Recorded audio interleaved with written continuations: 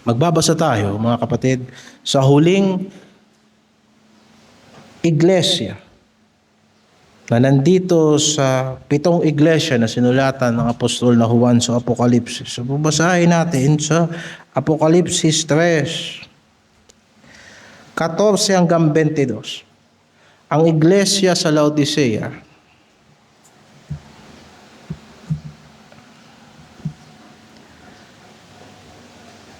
At sa anghel ng iglesia sa Laodicea ay isulat mo, ang mga bagay na ito ay sinabi ng siyanawa, ng saksing tapat at totoo, ng pasimula ng paglalang ng Diyos. Nalalaman ko ang iyong mga gawa na ikaw ay hindi malamig o mainit man. Ibig ko sanang ikaw ay malamig o mainit. Kaya sapagkat ikaw ay malahininga at hindi mainit o malamig man, ay isusuka kita sa aking bibig. Sapagkat sinasabi mo ako'y mayaman at nagkamit ng kayamanan at hindi ako nangangailangan ng anuman at hindi mo nalalamang ikaw ang aba at maralita at dukha at bulag at hubad. Ipinapayo ko sa iyo na ikaw ay bumili sa akin ng gintong dinalisay ng apoy upang ikaw ay yumaman at ng mapuputing damit upang iyong maisuot at upang huwag mahayag ang iyong kahihiyan, ang kahiyahiyang kahubaran at ng pangpahid sa mata na ipahid sa iyong mga mata upang ikaw ay makakita. At lahat kong iniibig ay aking sinasaway at pinarurusahan, ikaw nga'y magsikap at magsisi. Narito ako'y takatayo sa pintuan at tumutuktok.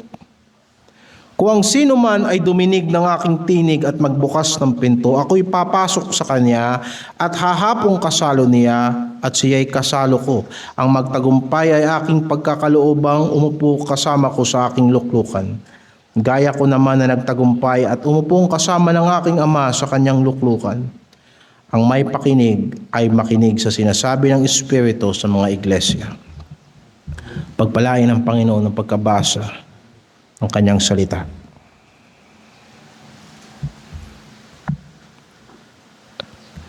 Kagaya ng lahat ng ating inaral sa nakalipas na 6 na iglesia,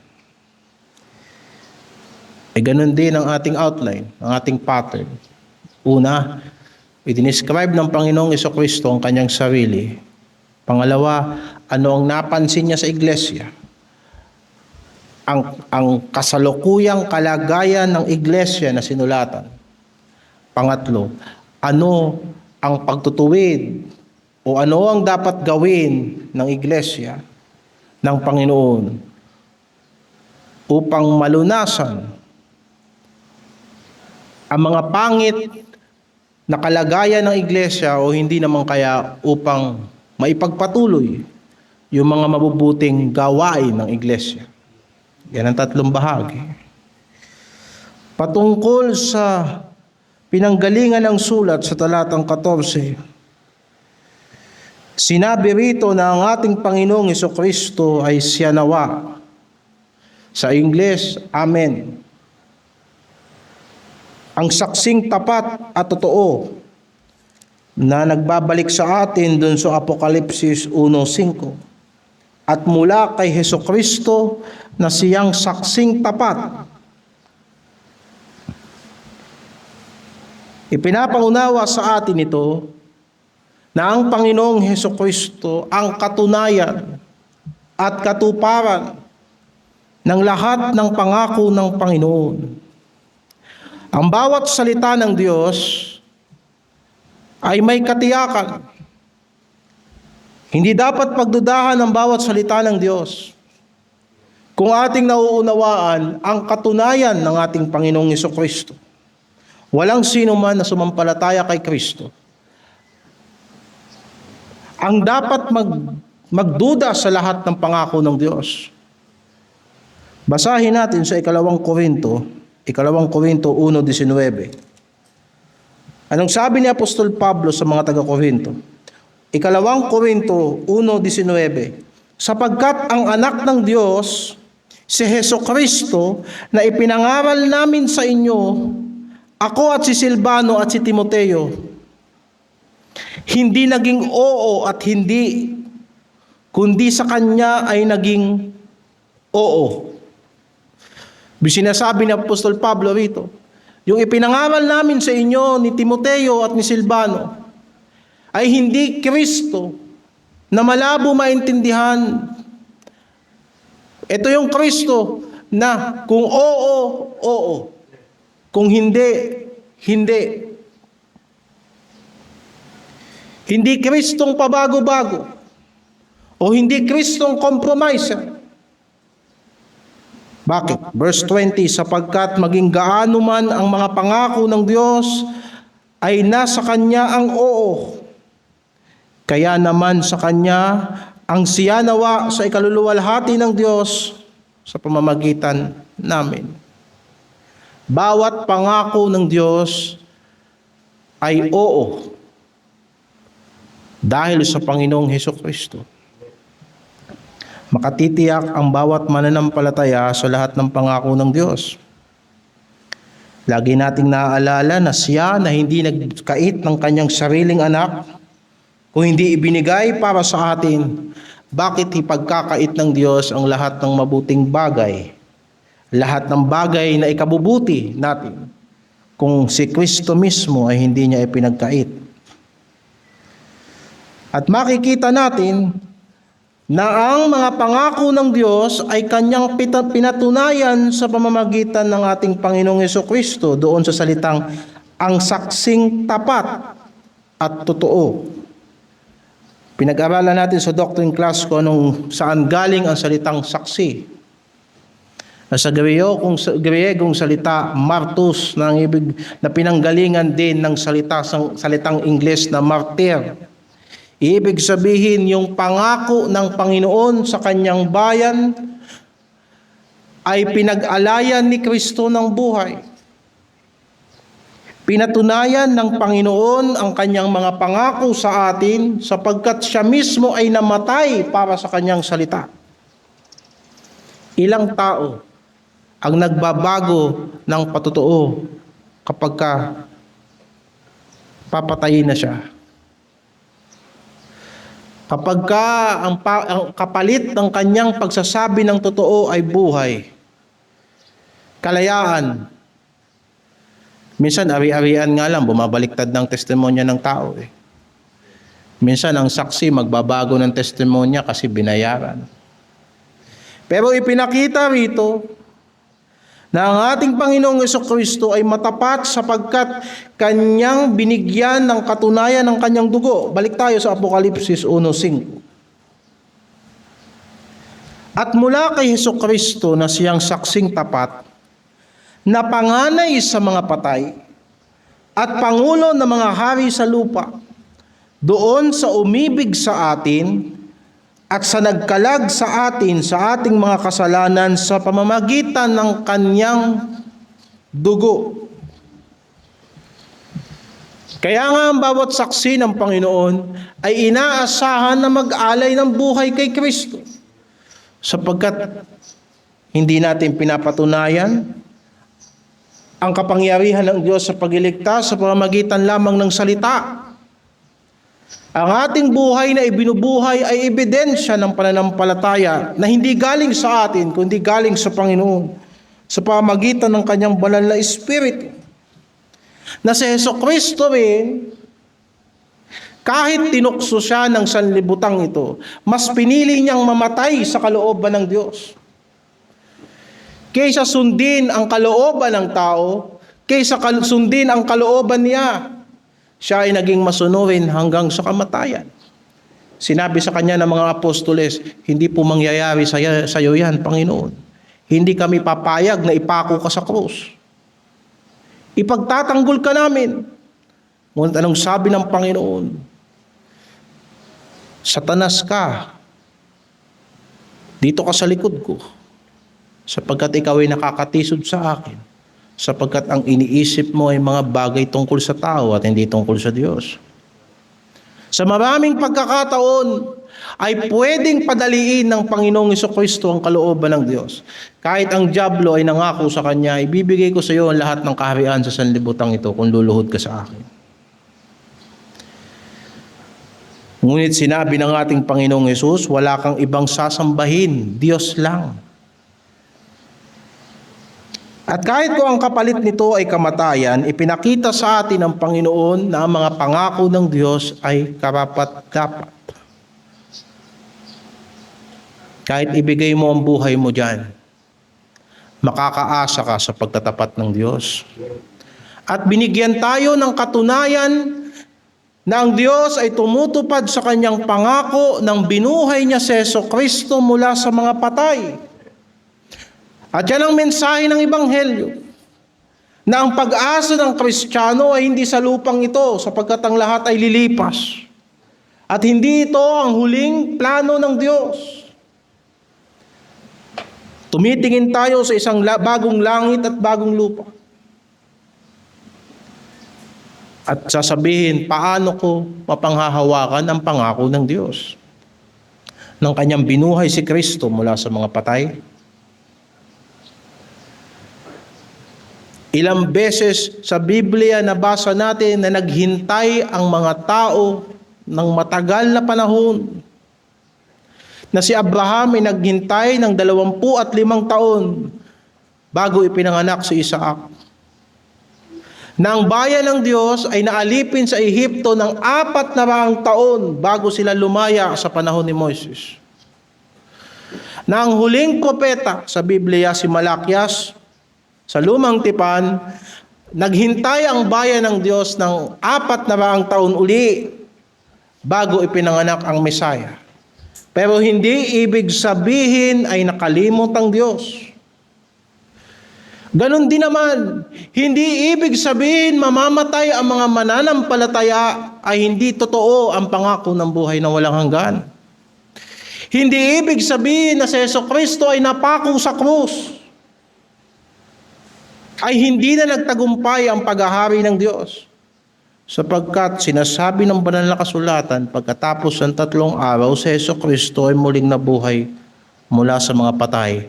Kung kaya't si Jesucristo ay saksing tapat at totoo sa Kanyang mga salita, na kaya dapat nating panampalatayanan ang Kanyang sinasabi, ang Kanyang mga pangako sa atin, sapagkat meron nang nakapunta sa kamatayan at bumalik. Meron nang galing sa langit na bumaba sa lupa. Ang Kanyang sinasabi tungkol sa Diyos ay totoo sapagkat siya'y galing sa Diyos. Ang Kanyang sinasabi tungkol sa pagiging tao ay totoo sapagkat siya'y nagkatawang tao. Ang Kanyang sinasabi tungkol sa kabilang buhay ay totoo din sapagkat siya'y pumunta sa kabilang buhay 3 araw sa pusod ng lupa. Subalit muling nabuhay mula sa mga patay. At sinasabi ng banal na kasulatan na si Jesucristo ay pasimula ng paglalang ng Diyos. Na ang ibig sabihin, hindi sinasabi na si Jesucristo ay nilalang ng Diyos. Yan ay maling pangunawa. Kung siya ay pasimula ng paglalang ng Diyos, hindi sinasabi diyan na si Jesucristo ay nilalang. Kung hindi si Jesucristo ang panganay, ang una sa lahat. Basahin natin sa Juan 1:1-3 at maalala ninyo na itong si Juan ay siya din ang sumulat ng Apokalipsis. Sa isang bahagi, mababasa natin, nang pasimula siya ang Berbo, at ang Berbo ay suma sa Diyos, at ang Berbo ay Diyos. Makikita mo dyan na yung Berbo ay tumutukoy sa ating Panginoong Hesukristo sa talatang 14. Pero hindi mo dyan makikita na ang Berbo ay nilalang ng Diyos. Kung hindi sa pasimula ay kasama na niya ang Diyos. Hanggat may Diyos, may Berbo. At ang Berbo ay Diyos. Ito rin ng pasimula ay suma sa Diyos. Ang lahat ng mga bagay ay ginawa sa pamamagitan niya at alinman sa lahat ng ginawa ay hindi ginawa kung wala siya. Si Jesucristo bilang salita ng Diyos, ang karunungan ng Diyos na hindi nakikita, ang liwanag ng Diyos ay kasama na ng Diyos at walang anumang bagay na nagawa at nakikita natin ngayon kung hindi dahil sa pamamagitan ng ating Panginoong Jesucristo. Isa pa, sa Colosas 1, Colosas 1, talatang 15, na siyang larawan ng Diyos na di nakikita, ang panganay ng lahat ng mga nilalang. Makikita mo dyan, panganay ng lahat ng mga nilalang. Bakit siya tinawag na panganay sa lahat ng nilalang? Yung verse 16 ang sumasagot. Sapagkat, nakita mo yung salitang sapagkat sa Kanya nilalang ang lahat ng mga bagay. Kaparehas nung tanong natin kanina, kung si Jesucristo ay umpisa, pasimula ng lahat ng nilalang ng Diyos. Bakit siya pasimula? Sapagkat sa Kanya nilalang ang lahat ng mga bagay. Sa sangkalangitan at sa sangkalupaan, na mga bagay na nakikita at mga bagay na di nakikita, maging mga luklukan o mga pagsakop o mga pamunuan o mga kapangyarihan, lahat ng mga bagay ay nilalang sa pamamagitan niya at ukol sa Kanya. Nais ko rin pansinin ninyo mga kapatid na ang tinutukoy ng mga nilalang dyan ay hindi lamang mga bagay sa sanlibutan. Tinutukoy din yung mga nilalang doon sa kaharian ng Diyos, pati mga anghel at mga espiritu. Meron pa bang ibang ibig sabihin diyan yung mga bagay na hindi nakikita? Maging mga anghel ay sasamba kay Kristo.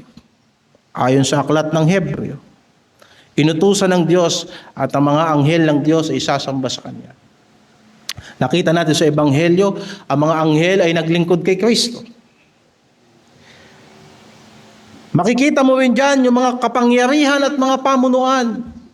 Alam natin na maaaring tumuko yan sa gobyerno, sa lupa at mga hari.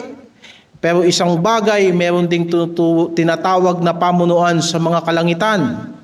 Kagaya ng sinasabi sa Efeso 6:12, sapagkat hindi kayo nakikipaglaban sa dugo at laman, kundi sa mga pamunuan at mga kapangyarihan at mga prinsipe ng hangin. So lahat ng iyan ay ginawa dahil kay Kristo at sa pamamagitan ni Kristo. Kahit ang bagong langit at bagong lupa, ang bagong Jerusalem na isang araw ay bababa galing sa langit, ay ginawa ng Diyos sa pamamagitan at para sa ating Panginoong Hesukristo. So yan, sa ganyang ipinakilala ng Panginoon ng kanyang sarili bilang anak ng Diyos na marunong tumupad sa lahat ng pangako at may lalang ng lahat ng bagay. Meron pang isa na nabasa mo sa talatang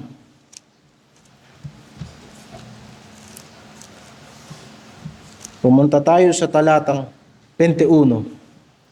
Sinabi ni Jesucristo, gaya ko naman na nagtagumpay. Pinakilala niya ang kanyang sarili bilang isa at natatanging nagtagumpay. At binanggit ko na kanina yung tungkol sa kanyang muling pagkabuhay. Ngayon, pangalawang bahagi, mga kapatid, paano inilarawan ng Panginoong Jesucristo ang iglesia sa Laodicea? Dito yan sa talatang 15 hanggang 17. Nalalaman ko ang iyong mga gawa na ikaw ay hindi malamig at hindi ka rin mainit. Ibig ko sanang ikaw ay malamig o mainit. Kaya sapagkat ikaw ay malahininga at hindi mainit at hindi ka rin malamig, isusuka kita sa aking bibig. Sapagkat sinasabi mo ako'y mayaman at nagkamit ng kayamanan at hindi ako nangangailangan ng anumang bagay at hindi mo nalalamang ikaw ay aba, maralita at dukha at bulag at hubad. Ang Laodicea ay isang mayamang syudad. Pero merong isang bagay na kulang sa kanila. Wala silang source ng kapaki-pakinabang na tubig. Mahirap ang tubig sa kanila. Ang kanilang tubig ay nanggagaling sa malalayong lugar. Noong unang panahon, ang mga Roman engineer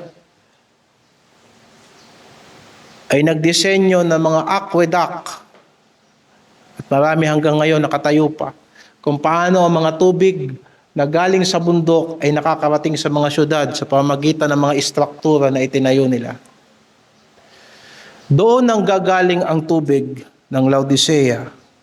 Sa norte, sa may Hierapolis, doon ang gagaling ang mainit na tubig sapagkat maraming hot spring doon.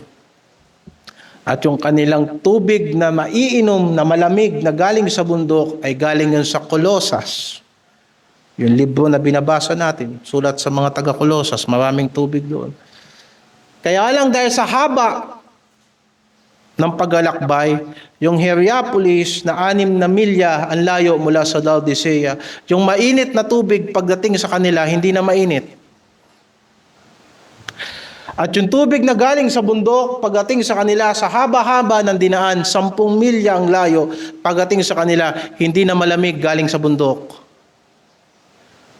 At minsan dahil sa mga bara, sa mga tubo, hindi naman usong GI pipe noon at saka mga PVC, kung kaya't may kasamang kontaminasyon ang kanilang mga linya ng tubig. Dadaan yun sa simento, sa bato. Kapaki-pakinabang yung tubig na malamig, lalo na kapag galing ka sa trabaho at mainit ang panahon. Kapaki-pakinabang din ang mainit na tubig kapag masakit ang katawan mo. Ito ay pang-therapy ng mga may sakit at ng mga matatanda. Kaya lang, pagdating yan sa Laodicea, wala nang silbi yung tubig na kanilang iniinom. Yung mabubuting qualities na hinahanap nila, wala na. Para ka nag-stock ng tubig sa galon sa ilalim ng iyong tambakan. Hindi masarap ang tubig na na-stock sa mahabang panahon.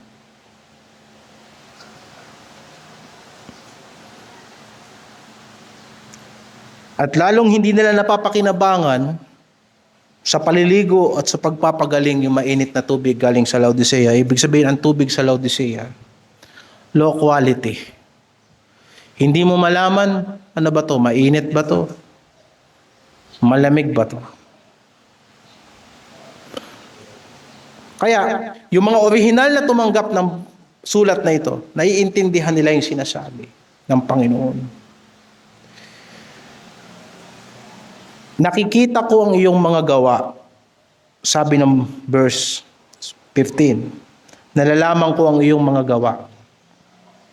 Hindi ka malamig, hindi ka rin mainit.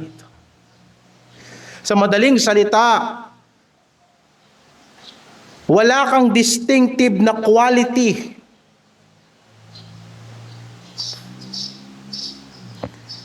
Ang iyong mensahe na ipinakikita sa sanlibutan, halo-halo. Hindi maintindihan kung anong klaseng tubig ka. Kung saan ka kapaki-pakinabang. At nakita ng Panginoon ang gawa ng iglesia sa Laodicea. Na minsan masipag ka, minsan naman tamad ka. Minsan naman mukha kang Kristiyano, minsan naman hindi. Magkahalo. Pinasa ng kapatid natin kanina sa Mateo, kayo ay asin ng sanlibutan ito. At kapag ka asin, Ang expected ng mga tao, maalat. Pero magtataka ka kapag ka nakatikim ka ng asin na hindi maalat. At pagka sinubo mo yon, idudura mo yon, sasabihin mo, ano ba itong nakain ko?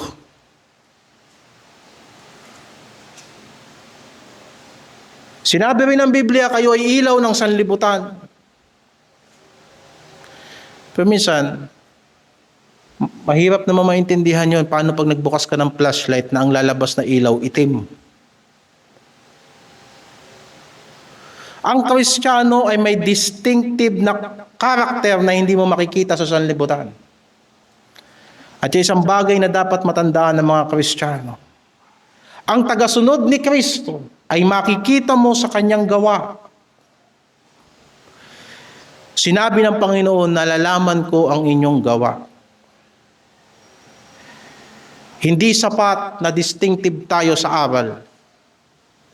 Kailangan distinctive din tayo sa ating mga gawain, sa ating mga pamumuhay, sa ating mga practice. At yun ang hinahanap ng Panginoon. Yun ang hinahanap ng Panginoon sa kanyang iglesia sa Laodicea. Hindi natin pwedeng equate yung salitang mainit, ibig sabihin active sa gawain, at malamig, ibig sabihin backslider. Hindi pwedeng sabihin yon. Maling interpretasyon yon. Kagaya ng sinabi natin kanina, may dalawang klase ng tubig na pumapasok sa Laodicea. Hindi sinasabi ng Panginoon dyan na pag backslider ka na lang, mag-backslide ka na lang. Bakit? Mabasa mo rin dito sa huling mga bahagi, sinabihan sila ng Panginoon na magsisi at manumbalik. Hindi rin sinasabi ng Panginoon dyan na pag mainit ka na lang. Kung hindi sinasabi ng Panginoon kung anong klaseng tubig ka at anong pagkagamit sa iyo, kung mainit ka para sa ikagagaling ng mga may sakit, dapat ibinibigay mo yung init na kailangan. At kung ikaw naman ay ginawa ng Diyos na malamig upang sa ganoon yung mga pagod ay bigyan mo ng refreshment sa mainit na panahon, dapat may sapat kang lamig upang sa ganoon sila'y guminhawa at magkaroon ng kapangyarihan kay Kristo. Hindi uubra yun na ang ministry mo ay charity ministry tapos ang init-init ng ulo mo. You get the idea? Hindi pwedeng habang nanghihilot ka, nababalian yung hinihilot mo.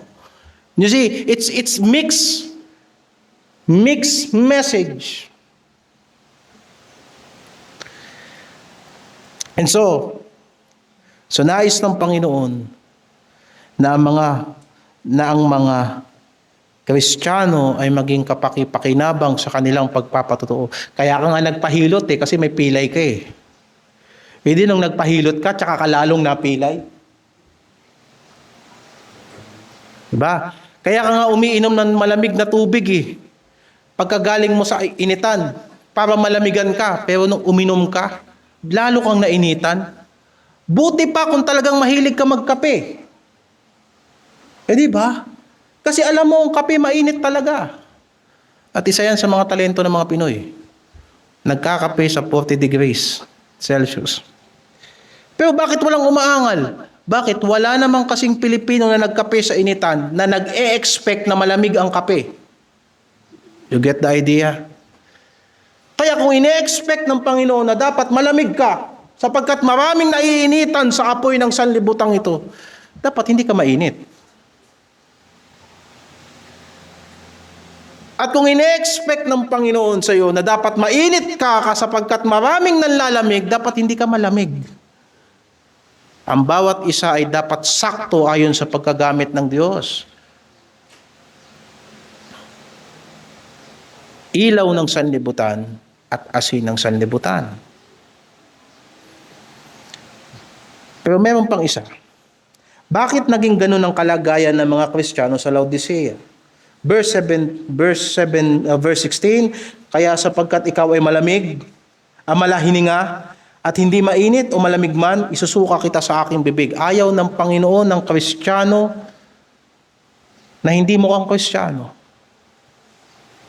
Hindi gusto ng Panginoon ng dual citizenship na Kristiyano. Sa bansa, pwedeng dual citizenship. Pwede kang Pilipino at the same time Amerikano ka rin. Pero sa pagkamamamayan sa langit, hindi pwedeng mamamayan ka ng langit at pagkatapos mamamayan ka rin ng kaharian ni Satanas.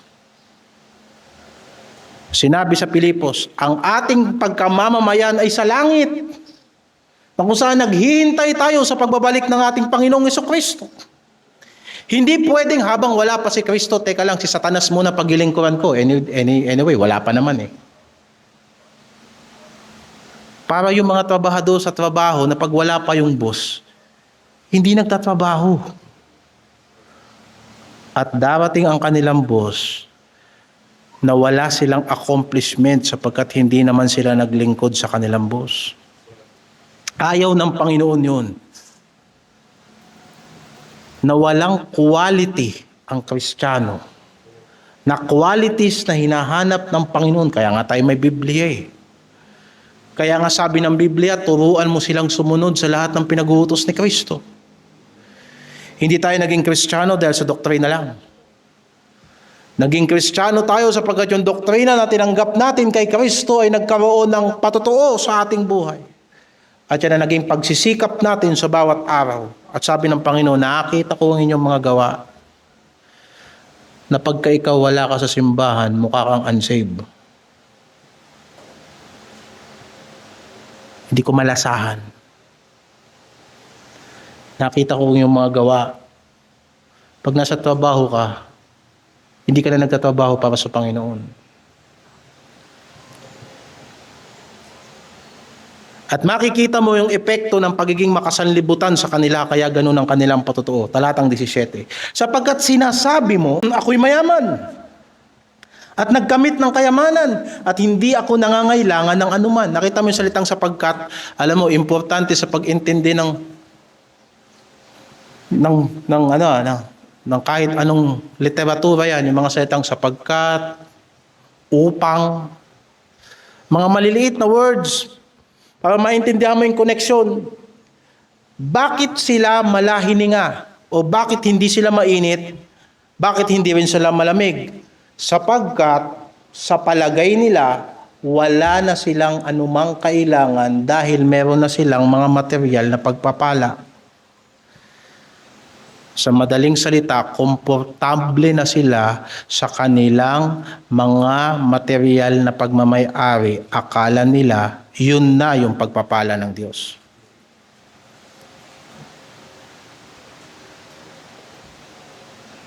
Akala nila, porket kumakain sila ng 3 beses isang araw at nakakasurvive sila sa araw-araw, hindi na nila kailangan maging mainit sa paglilingkod sa Diyos.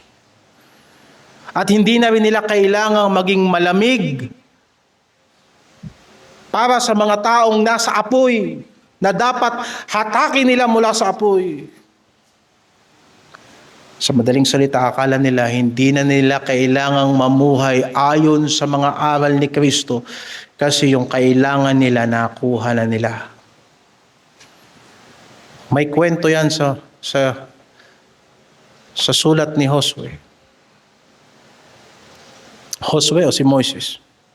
Nang sila ay dumating sa kabilang parte ng River Jordan, ang tribo ni Manasseh, ang sabi nila, hindi na kami sasama sa gera.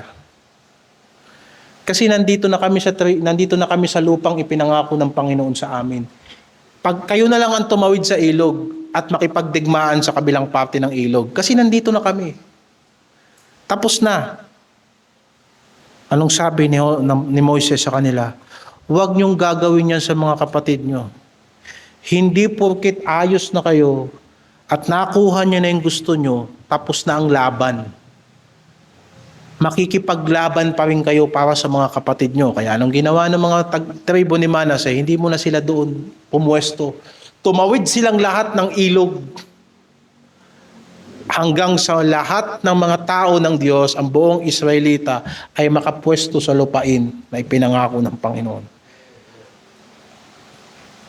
At ang bawat isa sa modernong Kristyanismo, nagmamatulin na makapagtatag ng imperyo, makapagtatag na matitibay na negosyo, ang mga kabataan walang inatupag kundi magsipagkaroon ng matataas na pinag-aralan at mabuti ang mga bagay na yan. Pero kung ang goal mo ay para magkaroon ka ng self-sufficiency as if na hindi mo na kailangan ng Diyos at hindi mo na kailangan ng salita ng Panginoon at hindi mo na kailangang mamuhay sa salita ng Panginoon, nagkakamali ka ng pangunawa. Doon pumapasok yung ganyang kalagayan na hindi ka mainit, hindi ka rin malamig.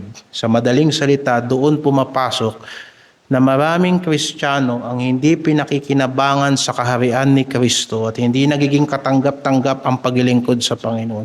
Sapagkat akala nila, pag may material sila, natagpuan na nila yung buhay nila.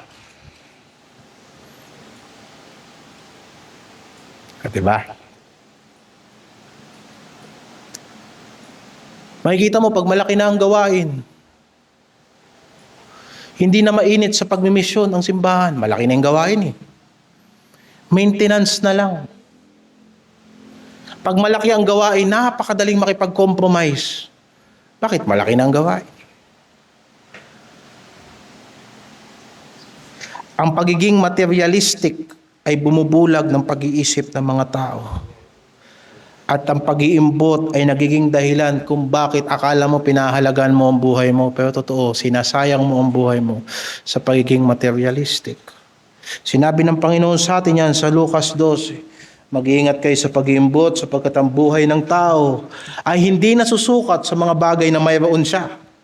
Ang problema sa Laodicea, sinukat nila yung buhay nila na bigay sa kanila ng Diyos sa pamamagitan ng mayroon sila. Hindi ako maniniwala na sa Laodicea walang mahirap na miyembro. Meron yan. Sabi ng Panginoon sa mga alagad niya, ang mga mahihirap ay lagi ninyong makakasama.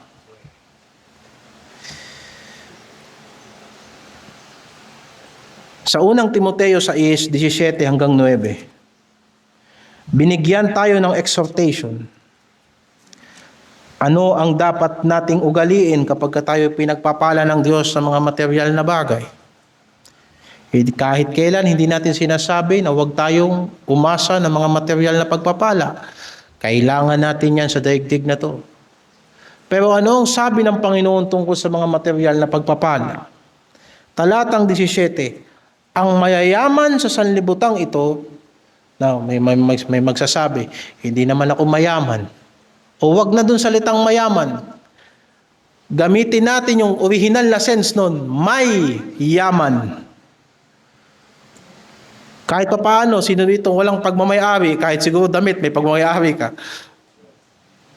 Ang may yaman, ang mayroong yaman sa sanlibutan ito. Pagbilinan mo, huwag magsipagmataas ng pag-iisip. Huwag umasa sa mga kayamanang di nananatili. Di ba? Magandang trabaho. Pero kung akala mo, yan ay ikamamatay mo, diyan ka magkakamali. Hindi mo sigurado yan. Hindi mo hawak yan. Anytime pwedeng mag-terminate yan. Meron ka negosyo. Anytime pwedeng bumagsak yan. Hindi natin pinapanalangin na malasin tayo. Walang nananalangin yan. Pero kagaya na lagi kong sinasabi, nung nakaraang Miyerkules pa, may mga bagay na darating na hindi natin inaasahan. Kung kaya't sinasabi, kung pinagpapala ka ng Diyos ngayon, kung may material kang pagpapala, huwag mong ilagay ang pag-asa mo dyan. Huwag nating gayahin yung mga tao sa Laodicea.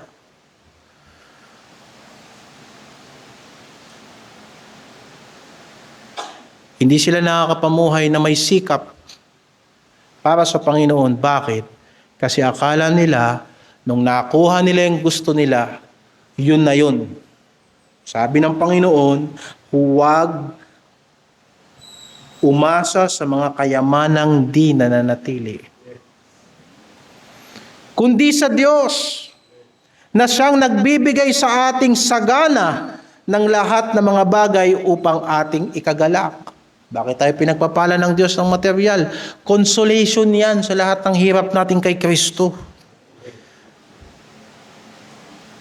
Di ba? Consolation. Ginagamit ng Diyos yan para i-encourage tayo.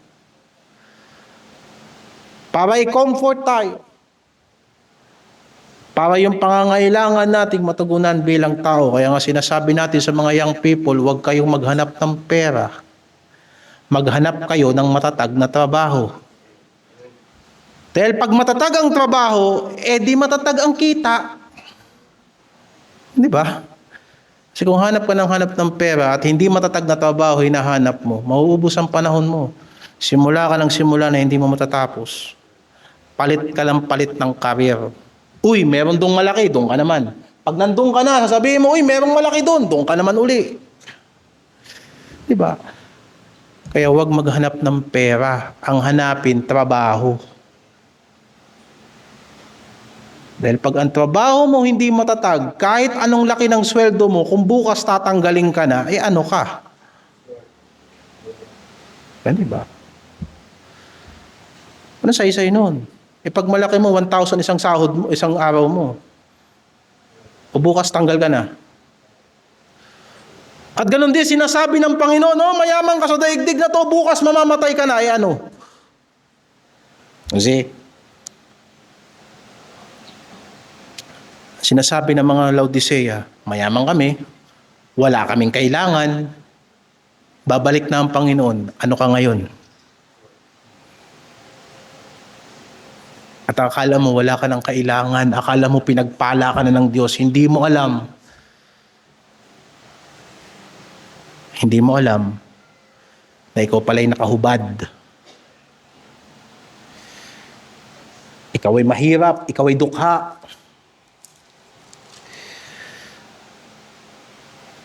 Naubos ang mga buhay ng Kristiyano, kahanap ng material. Kahit man lang magsuot ng baluti ng Diyos, hindi pa siya makasuot ng baluti ng Diyos.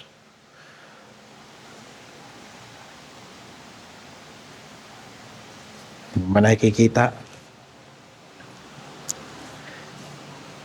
Napaulit-ulit sa mahabang panahon, napapakinggan natin ang mga pangako ni Kristo. Yung basic man lang na pananampalataya sa Diyos. Maraming Kristiyanong matatanda na hanggang ngayon hirap na hirap pa rin manghawak sa pangako ni Kristo. Sapagkat sa akala nila, kapag mayaman na sila, wala na silang kailangan. Hindi lang yan problema ng mga mayayaman, problema din yan lalo ng mga mahihirap. Ang problema ng mga mayayaman, kayabangan, pagdating sa kayamanan. At ang problema na mahihirap tungkol sa kayamanan, pag-iimbot. Wala ka eh. Gusto mong magkaroon ng mga bagay na wala ka. Iiwan mo si Kristo para sa mga bagay na wala ka pa. Ang problema naman sa mga yaman, meron ka na eh. Kaya magmamataas ka na. At iiwan mo si Kristo para sa mga bagay na meron ka na akala mo hindi lilipas. Kaya itong pinag-uusapan natin ito, hindi lang ito para sa mayayaman, para din sa mga mahihirap, para din sa mga nagsisimula pa lang. Kaya nga, mabuti na habang hindi pa tayong mayamang-mayaman, naririnig na natin ang mga salita ng Panginoon sa atin. Gusto ng Diyos maging masaya tayo sa ating pagkatrabaho at pasalamatan natin ang Panginoon palagi. Na sila'y magsigawa ng mabuti. Na sila'y magsiyaman sa mabuting gawa. Di ba? Hindi ka pinayaman ng Diyos para mag-imbak ka lang ng kayamanan. Nais ng Diyos sa mga taong pinapayaman ng Panginoon ay maging mayaman sa mabuting gawa.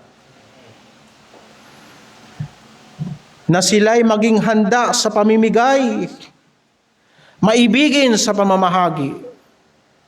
Di ka ba nagtataka kung bakit mas mahirap hingan yung mayaman? Madali para sa mahirap ang magbigay. Totoo lang.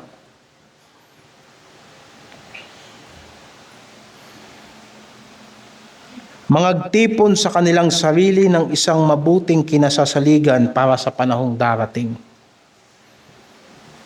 Hindi ba? Bigyan ko kayo ng simpleng ilustrasyon.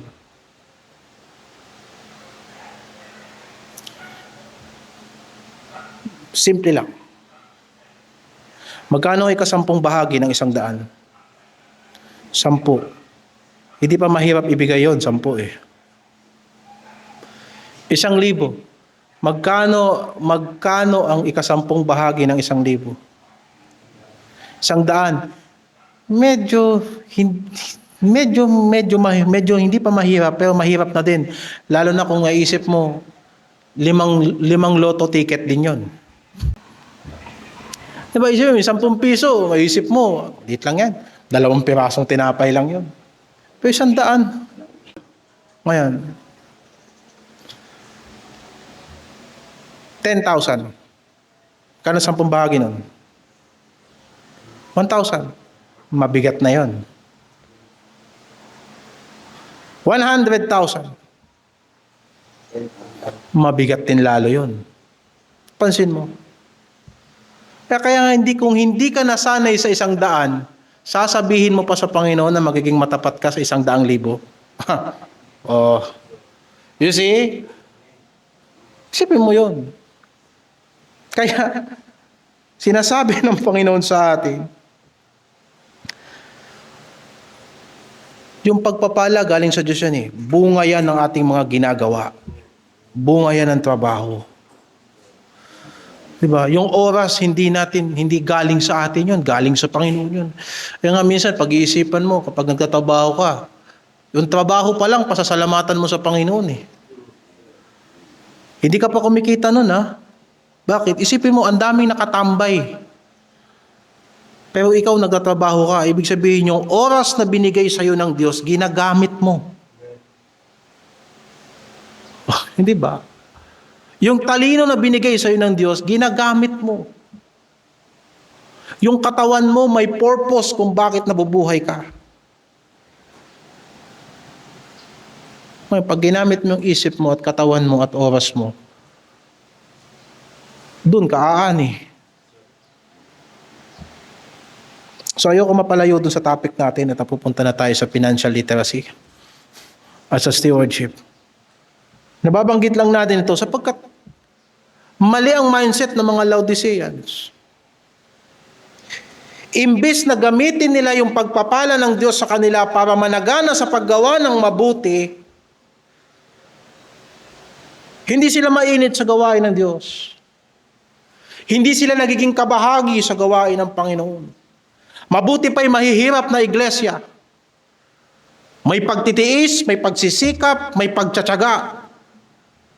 Kaya isipin mo yon, mahirap ka pa nga lang, hindi ka na sumasali sa gawain ng Diyos. Huwag mo sabihin na pag yumaman ka, mag-i-invest ka sa gawain ng Panginoon.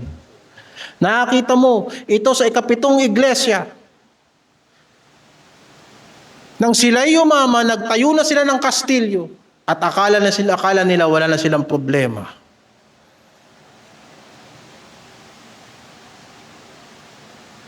At anong madalas ginagawa ng mayaman na hindi na nagtatrabaho? Kumakain, umiinom at nag-aaksaya ng oras at natutulog at nagliliwaliw. Na hindi yun ang layunin ng Diyos tao. Nais ng Diyos na hanggat may katawan pa tayo, kumilos tayo. Nais ng Diyos na hanggat may isip pa tayo, gumamit ng isip. Sabi ng Diyos sa atin, hanggang sa mamatay tayo, magtatrabaho tayo. You see, so the mindset ng sanlibutan, gusto ko mag-retire at 60 upang sa ganon, yung natitirang 20 years, wala na akong problema, maghihintay na lang akong mamatay. Yan ang ganon nais ng Panginoon. Gusto ng Panginoon, buong buhay natin, ialay natin sa pagpapatotoo sa ating Panginoong Jesucristo. Kaya nga, magtipon sa kanilang sarili ng isang mabuting kinasasaligan. Ang panlalamig ng Kristiyano, ang panlalamig ng mga taga-Laodicea ay nanggagaling sa pag-iisip na akala nila ang mga material na bagay ang seguridad nila sa buhay ng paglilingkod sa Panginoon. Kaya nanlalamig ang Kristiyano, worldliness. Hindi kayamanan ang nagpapalamig sa tao. Yung akala mo na yung kayamanan mo, yan lang ang ambag mo sa gawain ng Diyos. Na porket nag-offering ka na dyan, hindi ka nasasali sa gawain ng Diyos. Yan naman nagpapalamig sa'yo. Sa dulo niyan, akala mo, pera na lang ang relasyon natin sa iglesia at hindi na pag-ibig sa mga kapatid. Yan ang problema ng mga taga-Laodicea. Ang sabihin, binigay ko na yung offering ko, bahala na kayo dyan. O kayo, mga walang ambag kayo dyan. Isipin mo, nang mata ka pa. Hindi ba? At yung iba, hanap ng hanap, nagsasayang ng oras sa pag-aakala nila na pag nakuha nila yung ginto sa dulo ng bahaghari, sila na ang magsasalba ng gawain ng Diyos. Alam natin sa simula pa lang, hindi yan ang plano ng Diyos. At gusto kong burahin sa iglesia yung kaisipan na ganito. Alam mo mga kapatid, isa lang ang pagpalain dito, ayos na. No. Huwag nating pangarapin na isa lang ang pagpalain dito. Dahil akala natin hindi pa tayo pinagpapala ng Diyos. Lahat ng maliliit, basta pagsamasamahin, lumalaki yan. But inaasahan ninyo, biglang may mayamang darating dito, biglang mag-o-offering ng malaki, hindi ganyan ang plano ng Diyos. Pero kung lahat ng mahirap ay magpapasalamat sa Diyos sa maliliit na bagay, pag samasamahin mo yon, hindi magkukulang ang gawain ng Diyos. Hindi ba? Bibihira ako magsalita tungkol sa pera sa pulpito. Maliban na lang kung direktang dinadaanan ng text. Pero pinapaalala sa atin ng Panginoon, mga kapatid. Ang gawain ng Diyos, hindi yan pera-pera lang. Huwag ka magpakamatay para sa trabaho at yung pera mo, yan ang i-offering mo. Maglaang ka rin ng buhay para sa Panginoon. Be wise as a serpent. Dahil anong patotoo mo sa sanlibutan ito? Na Kristiyano ka, na mukhang hindi Kristiyano. Yung sa Diyos, ipaglaban nyo sa Diyos yan eh. Dahil hindi ka Kristiyano kung hindi ka sumusunod sa salita ni Kristo. Lucas 6 nakasulat, at bakit ninyo ako tinatawag na Panginoon, Panginoon? Na hindi nyo sinusunod ang aking salita. Bakit? Kasi may pera ka? You see, yan ang implikasyon yan. Kaya kung akala mo na dahil may pera ka sa daigdig na to, yan ang kailangan mo at hindi mo na rin kailangan ang salita ng Panginoon at hindi mo na rin kailangan si Kristo. Nagbabackslide kayo sa pagkaintindi ninyo na itataguyod ninyo ang gawain ng Diyos. Hindi ka malamig at hindi ka mainit at isusuka ka ng Panginoon. Ang sinasabi ng banal na kasulatan. Alam mo yung utak OFW, nag-backslide ako para mag-offering. Isinusuka ka ng Panginoon. Kaya napansin mo, maaaring kumikita tayo o hindi tayo kumikita, pero tignan mo ang sitwasyon mo sa paglilingkod mo sa Panginoon. Hindi ka umuusad. Para kang laging pasimula ng pasimula. Sa dami ng itinulong mo sa gawain ng Diyos. At sa dami ng hindi mo itinulong sa gawain ng Diyos, ang spiritual na pamumuhay mo, lagi kang simula ng simula. Nais ng Diyos, mainit, mainit. Malamig, malamig. Tayo ay maging sa ikagiginhawa ng mga naiinitan. At tayo ay para sa ikaiinit ng mga nalalamigan. In any way, be part ng gawain ng Diyos. Ano sabi ng Panginoon? Tatapos ko ba ito? Ito na yung huling aklat, hindi ba? Ito na yung huling part ng Apocalypse. So ang sabi ng Panginoon, ipinapayo ko sa iyo na ikaw ay bumili sa akin ng gintong dinalisay ng apoy upang ikaw ay yumaman. Of course, alam natin, hindi tumutukoy ang Panginoon dito ng mga yaman sa daigdig na to. Dahil mayaman nga ang mga taga-Laodicea. Pero ano sinasabi ng Panginoon na bumili ka sa akin ng gintong dinalisay ng apoy? Ano bang idea ng pagbili? Noong unang panahon, nang simple pa lang ang kalakalan, ang salita na ginagamit ay barter, palitan. And a very basic ng economics, kukunin mo yung serbisyo, kukunin mo yung goods, kukunin mo yung material sa pamamagitan ng may ipapalit ka. So sinasabi ng Panginoon, meron akong ginto dito na dinalisay ng apoy. Meron akong tunay na kayamanan. Yun yung kunin nyo sa akin. Palitan nyo. Bumili ka sa akin. Na instead na i-value nyo yung mga material na bagay ninyo, gamitin nyo o ipalit nyo yung mga material na bagay nyo sa mga makalangit na bagay. Sa madaling salita, gamitin nyo yung mga material nyong bagay para kayo ay magkaroon ng walang hanggang kayamanan. No, para maintindihan natin, binasa natin sa 1 Timothy kanina, na instead na maging madamot ka, at yan na yung kayamanan mo, at lalo ka nag-iimbot habang lalo kang yumayaman sa sanlibutan ito, lalo ka nag-iimbot, at lalong hindi ka nakukontento, gamitin mo yung pagpapala sa iyo ng Diyos na maging mapagbigay ka, maging matulungin ka. Tulungan mo mga kapatid mo, tulungan mo iglesia mo upang sa ganon. Basahin na lang natin sa 1 Timothy chapter 6. Na nagtitipon sa kanilang sarili ng isang mabuting kinasasaligan para sa panahong darating.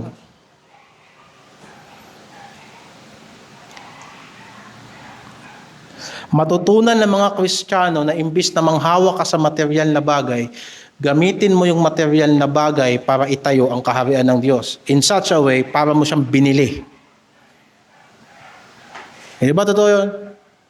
Sa madaling ilustrasyon, kung nahihirapan kayo umintindi, nakakita ka ng tinapay sa bakery. Meron kang 5 piso. Ipalit mo yung 5 piso mo sa tinapay. Habang nung nawalan ka ng 5 piso, nakuha mo yung tinapay.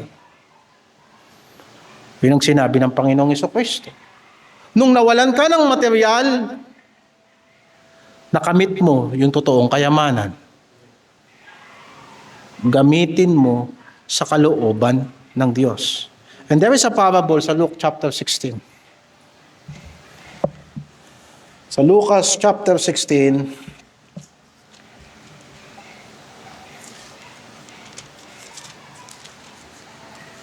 basahin natin, verse 1.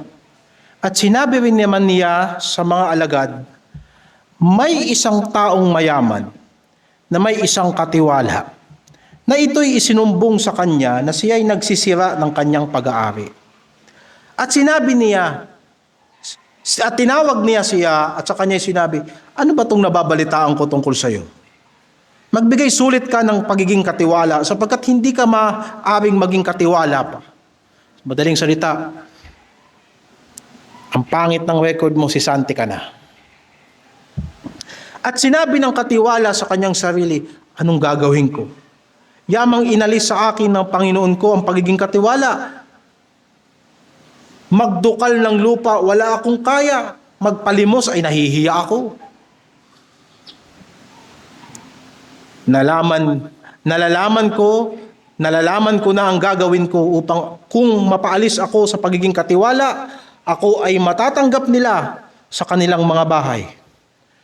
At pagkatawag niya sa bawat isa sa mga may utang sa kanyang Panginoon, ay sinabi niya sa una, gaano ang utang mo sa aking boss o sa aking Panginoon? At sinabi niya, 100 takal na langis. At sinabi niya sa kanya, abutin mo ang iyong kasulatan at maupo kang madali at isulat mong 50. Na magkagayon ay sinabi niya sa iba, at ikaw, gaano ang utang mo? At sinabi niya, 100 takal na trigo. At sinabi niya sa kanya, abutin mo ang iyong kasulatan at isulat mo 80. At pinuri ng kanyang Panginoon ang lilong katiwala, ang madayang katiwala, sapagkat siya ay gumawa ng may katalinuhan, sapagkat ang mga anak ng sanlibutan ito sa kanilang sariling lahi ay matatalino kaysa sa mga anak ng ilaw. At sinasabi ko sa inyo, makipagkaibigan kayo sa pamamagitan ng kayamanan ng kasamaan, upang kung kayo'y magkulang, ay kanilang tanggapin kayo sa mga walang hanggang tabernakulo. Now, anong ibig sabihin ng parable ng Panginoon? Nung nabalitaan ng katiwala ng boss, ng isang mayaman, ng isang negosyante, nasisisantihin na siya. At nakita niya, wala siyang lilipatan. Hindi niya kayang magbungkal ng lupa. At hindi niya rin kaya na mamalimos. Anong ginawa niya? Tinawag niya yung mga may utang sa kanyang boss. At yun ang sinabi, yung utang mo sa boss ko 100, 50 na lang.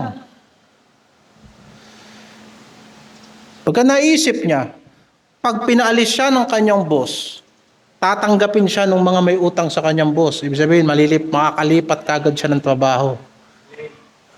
Bakit siya makakalipat ng kanyang trabaho sa kanyang trabaho?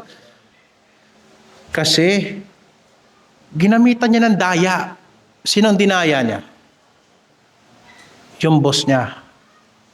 Dinaya niya yung boss niya sapagkat sinong malulugi? Yung boss niya ang malulugi. Diba? Ginamit niya yung pera ng kanyang boss para mailibre niya itong mga may utang sa kanyang boss upang sa ganun, pag tinanggal siya ng boss niya, dilipat siya doon. Hindi tayo tinuturuan ng Panginoon na maging madugas ngayong umaga.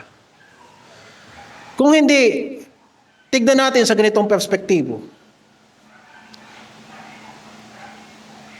Meron tayong mga pagmamay-ari at kayamanan sa lupang ito na hindi magtatagal. Isang araw, mawawala na tayo sa pagiging katiwala natin sa mga bagay na mayroon tayo. Saan kalilipat? Bakit hindi mo dayain ang sanlibutan upang sa ganon malibre mo ang kaharian ng Diyos? Upang kapag hindi ka nakatiwala sa lupang ito, tanggapin ka ng Diyos sa kanyang kaharian. Yun ang sinasabi doon. Sa madaling salita, gamitin natin ang mga oportunidad sa lupang ito upang sa ganon mapaglingkuran natin ang Panginoon na ang kanyang kaharian at ang kanyang mga tahanan ay walang hanggan. Hindi tinuturo ng Panginoon dyan na makipagkompromiso tayo. Dahil sa mga susunod na talata. Verse 9, sinasabi ko sa inyo, makipagkaibigan kayo sa pamamagitan ng kayamanan ng kasamaan. Anong kayamanan ng kasamaan? Yung mga bagay dito sa daigdig, mga material na bagay. Gamitin mo yan para magkaroon ka ng kaibigan. Kaibigan na magbibigay sa iyo ng seguridad. Tama yan. Pero hindi intensyon ng Panginoon dyan na magkaroon tayo ng seguridad sa daigdig na to. Sa madaling salita, kung hindi nyo naiintindihan mga kapatid, gamitin natin ang mga kayamanan ng kasamaan para makuha mo ang pakikipagkaibigan ng Diyos. Maring uubra yan sa business. Pero hindi yan ang goal ng Panginoon dyan. Sapagkat sinabi niya, verse 10, ang mapagtapat sa kakaunti ay magtatapat din naman sa marami. Ang di matuwid sa kakaunti ay di rin naman matuwid sa marami. Kung kayo nga'y hindi naging matapat sa masamang kayamanan, sino nga ang magkakatiwala sa inyo ng mga tunay na kayamanan? Huwag niyong sabihin mga kapatid na ang tunay na kayamanan na binabanggit dyan ay mga kayamanan din sa sanlibutan ito. Kung hindi mo magamit ang mga material na bagay para sa Diyos, paano mo sasabihin na yung mga espiritual na bagay na galing sa Diyos ay gagamitin mo para sa Diyos? Kagaya, halimbawa, na mga hindi nahawakan, talento, oras, spiritual na kaloob, baka matulad tayo sa mga taga-Laodicea nan. Binigay ko na yung pera ko sa gawain ng Diyos at naglingkod na ako sa Panginoon. No. Baka naman nakakalimutan mo ang hindi na pagkakatiwalaan sa maliit, hindi na pagkakatiwalaan sa malaki. Verse 12, at kung di kayo naging matapat sa kayamanan ng iba, sino ang sa inyo ay magbibigay ng sa inyong sarili? Walang aliping makapaglilingkod sa dalawang Panginoon. Nakikita mo yon? Hindi sinabi ng Panginoon doon na lumipat ka lang ng pagkaalipin. Hindi. Gamitin mo yung kayamanan ng Panginoon mo sa lupa upang mabili mo yung oras na makapaglingkod ka sa Diyos. Gamitin mo yung oras, gamitin mo yung kayamanan na nakukuha mo sa lupang ito para mabili mo yung opportunity na makasali ka sa gawain ng Diyos. In that way, pagbalik ng Panginoon, tatanggapin ka niya sa kanyang sambahayan. Walang alipin na dalawa ang paglilingkuran niya. Di ba? Yung bang katiwalang masama, tinanggal na kagad siya ng kanyang Panginoon? Di pa. Sinabihan pa lang siya na tatanggalin na siya. Pero anong ginawa niya habang hindi pa siya tinatanggal? Kumuha siya ng pabor sa ibang boss. Alam natin sa lupang ito mamamatay tayo. Patay na ba tayo? Hindi pa. Kaya sa natitira nating buhay, kumuha tayo ng pabor sa Panginoon. Kumuha tayo ng pabor sa Panginoon na walang kamatayan sa pamagitan ng mga material at oras at talento na binibigay sa atin ng Diyos. Diba? Ang sabi ng mga Pentecostal, yung verse na yan, tungkol yan sa pagiging mayaman. Mali. Dahil sa pangangaral na ito, verse 14, at ang mga Pariseo na pawang maibigin sa salapi ay nakikinig ng lahat ng mga bagay na ito at siya'y tinutuya nila. O, kita mo na. Hindi yan tungkol sa kayamanan.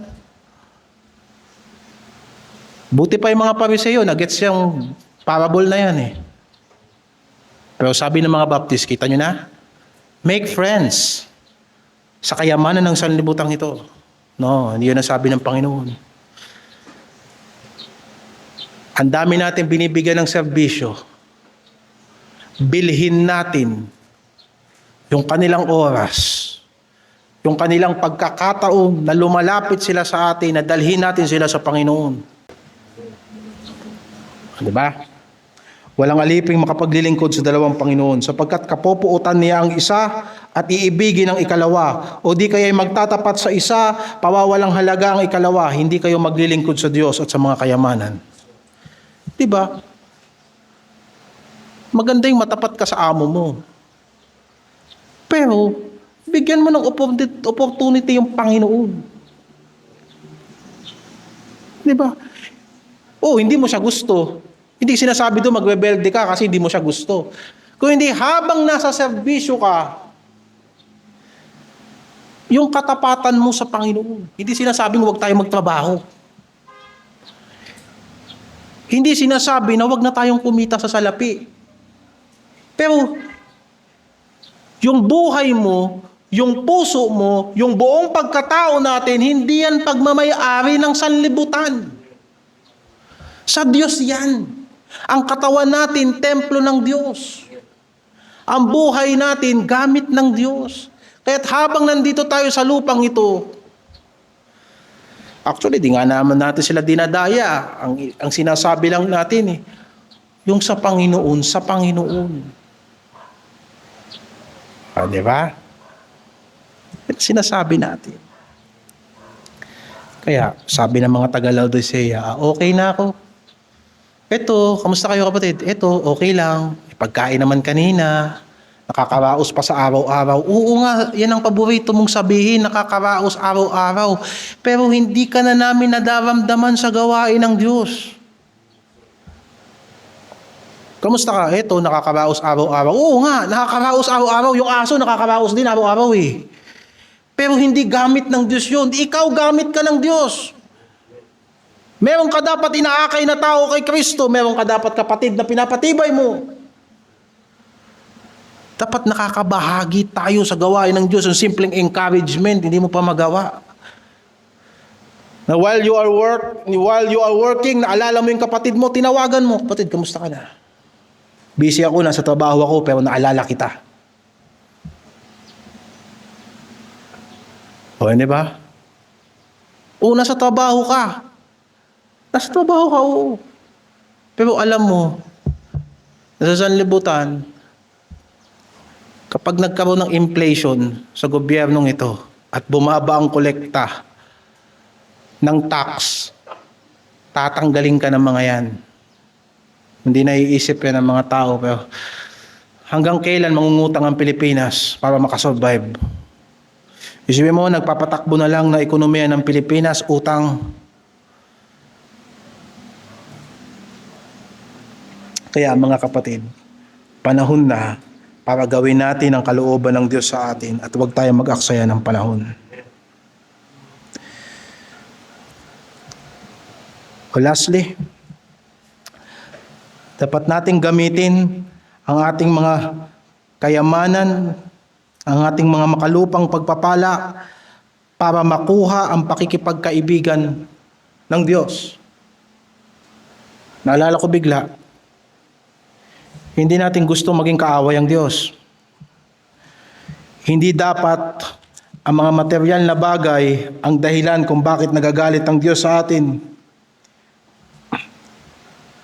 Naalala ko lang, Santiago 4:4, kayong mga mangangalunya, hindi ba ninyo nalalaman ng pakikipagkaibigan sa sanlibutan ay pakikipag-away sa Diyos? Kung sino-sinong kaibigan ang binibili mo. Kung sino-sinong tao ang inuuna mong bigyan ng pabor, nakakalimutan mo na dapat Diyos ang unang-una mong kinakaibigan. Hindi ka makikipag-away sa Diyos sa pamamagitan sa pakikipagkaibigan sa sanlibutan. Mas nauna pang nakinabang sa iyo yung unsaved kaysa yung kapatid mo sa Panginoon. O, di ba? Sino man ang mangibig na maging kaibigan ng sanlibutan ay nagiging kaaway ng Diyos. Kaya naalala ko. Gamitin natin ang mga kayamanan dito sa lupa na hindi para magalit ang Diyos sa atin, kundi maging kaibigan natin ng Diyos. So gamitin natin ang ating mga makalupang gamit sa daigdig na to para mag-gain ang pakikipagkaibigan ng Diyos para sa walang hanggang tahanan sa pamagitan ng katapatan at hindi nahahating debosyon sa Kanya.